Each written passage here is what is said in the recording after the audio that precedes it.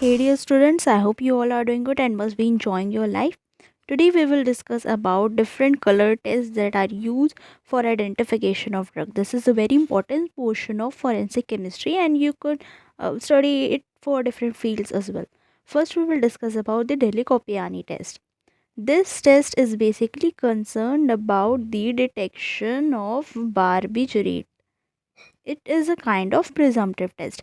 I hope you know what's the difference between a confirmatory and a presumptive test. In the presumptive test, this is basically a pre-test, a kind of screening test in which our main purpose is to reduce the sample size. It might not provide you surety for what the drug you are actually thinking it might be present, but it can give you a rough idea and kind of presumption that this might be the drug you are searching for. Here we need basically two types of reagent A, reagent B.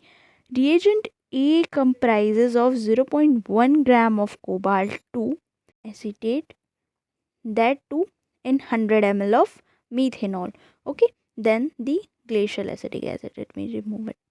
Then the part 2 comprises of 5% of isopropylamine. V by V in methane, this indicates volume by volume. Okay, then 2 drop of this part A is added in the substance along with 1 drop of part B. Like this is the substance that is suspected to be barbiturate or something that you are willing to identify. Here you will add 2 drop of stain A followed by 1 drop of B. This test is positive for phenobarbital, pentobarbital, secobarbital, amobarbital, and a light purple color will be obtained. This is the most important point, and questions could be easily framed from this point, that what is the color that indicates the presence of barbiturate when you deal with Delhi test. So the answer will be light purple color. Okay, next test that we, and yeah, this one, nitrogen of barbiturate reacts with cobalt. What reagent we have used? Cobalt 2 acetate. So nitrogen, that is a part of barbiturate, reacts with cobalt, and this is how you get the light purple color as result. Now we have the Aquinas-Levine test. This test is named after Pierre de Aquinas, maybe the father of the Aquinas-Levine test. This test is basically concerned with cannabis and marijuana. Now, the reagent that are required is acetaldehyde, that to only and only 5 drops, along with vanillin in 20 ml of 45% ethanol, that to zero point 0.4 gram. This is how the test is done. Suspected residue whatsoever is added in a test tube, then followed by addition of 2 ml of these reagent that we will prepare. What all these reagents comprises of?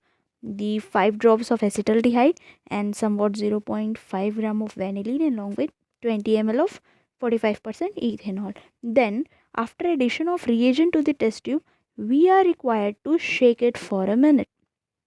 After shaking that test tube for a minute, about 2 ml of hydrochloric acid is added, and let the entire content present in the test tube stand for 10 minutes. Do not shake it, do not disturb it. If color develop, add 2 ml of chloroform. You will observe violet color in lower layer, that is the layer of chloroform, and that chloroform layer will contain violet color. Okay, these tests are extremely easy, and cannabis present is confirmed by observation of the color. Two things that are very important and you have to keep in mind is the color of the test and what this test is used for. Then we have Frode's reagent test.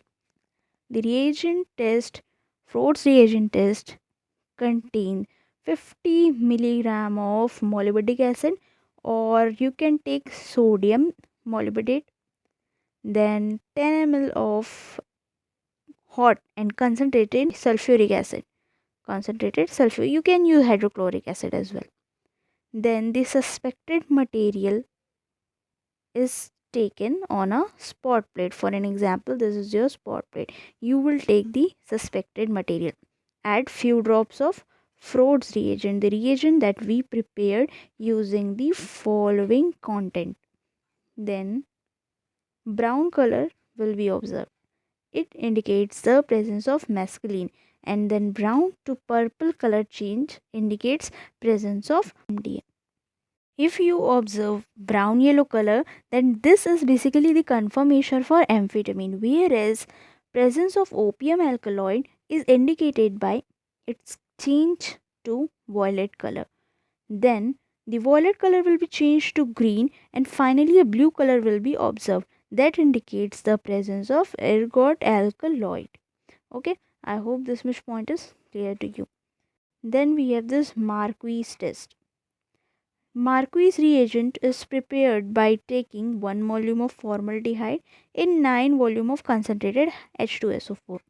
The entire prepared content will be added to the suspected stain. For an example, this is the suspected stain. We will add the entire content to it. Okay. Then yellow to orange color indicate the presence of benzodiazepine, whereas brown orange color indicate amphetamine's presence. Purple red color that finally changes to violet indicates opium alkaloid's presence. Brown color is indication for ergot alkaloid.